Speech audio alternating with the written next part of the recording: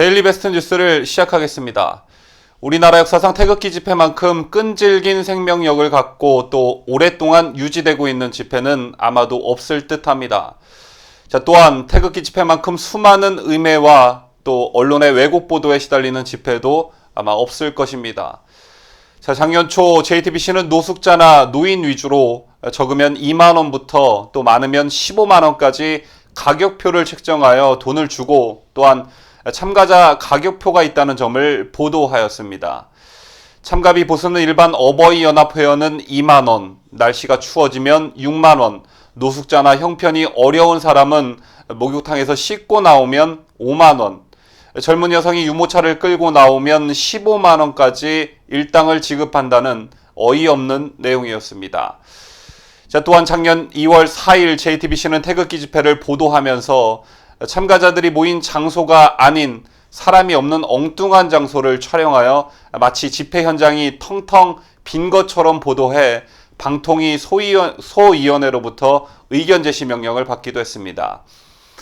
그렇게 태극기 집회는 수많은 왜곡 보도와 음해에 시달려야만 했습니다. 이 같은 행태들은 태극기 집회를 노인 집회, 극우 집회, 또 시대와 동떨어지는 세련되지 못한 집회라는 부정적인 프레임에 가두기 위한 목적이었을 것입니다.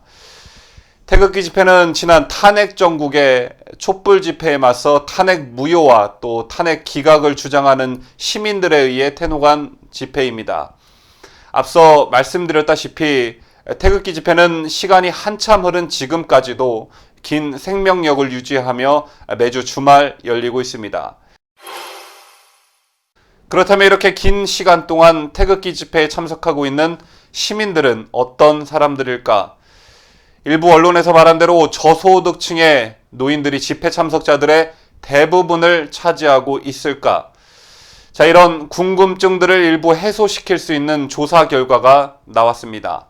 조선일보가 지난 14일부터 15일 태극기 집회 주최 측이 운영하는 네이버 밴드 그리고 카카오톡 등을 이용해 태극기 집회 참가자 5,470명을 상대로 설문조사를 진행했고 그에 대한 결과를 어제 보도했습니다. 일단 연령대를 보면 60, 70대 이상이라고 답한 시민들이 62.2%로 가장 많았고 그 다음이 40, 50대 33.2%로 조사됐습니다. 마지막으로 20, 30대는 4.6%로 조사가 되었습니다. 다음은 사회적 계층에 대한 조사인데 본인이 상류층이라고 답한 시민은 4.4%, 중산층이라고 답한 시민은 49.8%, 그리고 서민층이라고 답한 시민도 41.8%로 조사됐습니다. 그 다음은 학력입니다.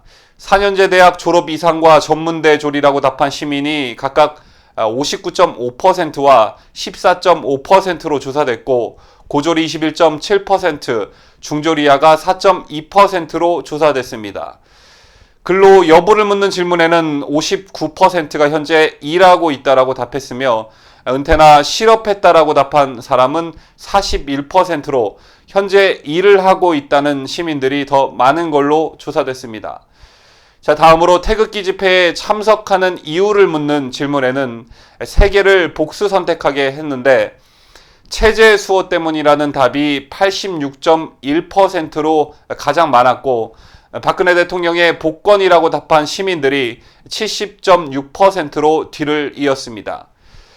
그 다음으로 법치 회복이라고 답한 사람들이 67.6%, 현 정권 반대 52.7%, 무능한 기성보수 정당 비판도 20%가 그 뒤를 이었습니다.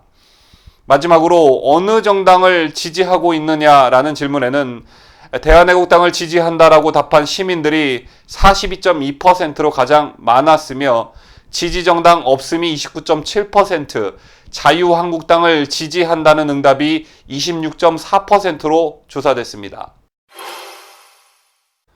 이날 조선일보는 이 같은 조사 결과를 알리면서 집회에 참가한 시민들의 인터뷰를 다루기도 했는데 15일 서울역 앞 태극기 집회에서 만난 60대 이보 씨는 매주 부산에서 집회 나오려고 참가비를 3만 원씩 낸다면서 매주 수천 명을 돈 주고 동원할 수 있으면 직접 해보라며 일부 언론이 제기한 돈을 받고 집회에 나온다는 말도 안 되는 의혹에 대해 일침했습니다.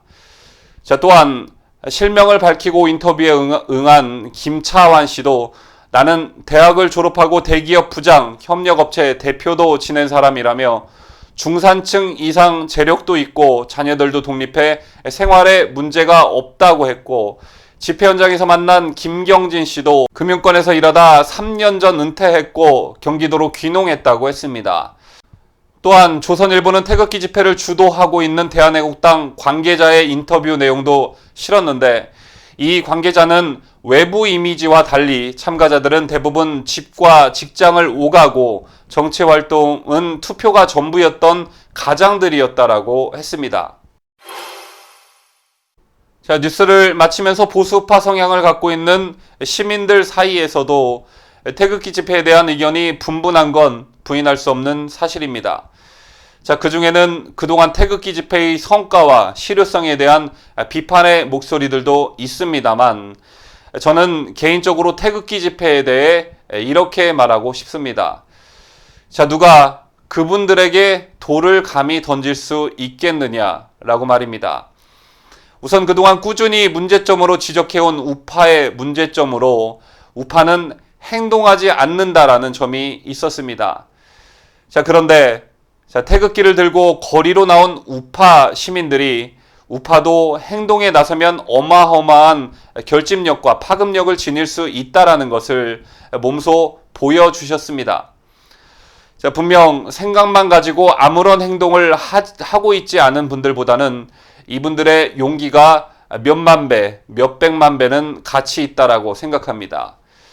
자, 또한 누구인들 주말에 쉬고 싶고 또 여가 시간을 보내고 싶지 않겠습니까?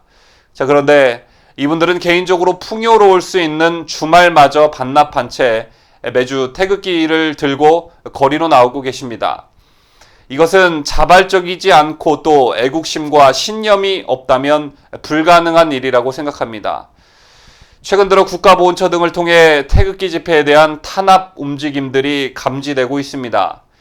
여러분, 각자의 태극기 집회에 대한 생각들은 다를 수 있겠으나 태극기 집회가 보수 우파의 마지막 보루라는 점은 인지하고 계셨으면 좋겠습니다. 그리고 보수 우파의 에너지가 태극기 집회를 통해 분출될 수 있도록 앞으로 이 태극기 집회의 방향에 대한 논의들이 조금 더 활발하게 이루어졌으면 하는 바람을 가져봅니다.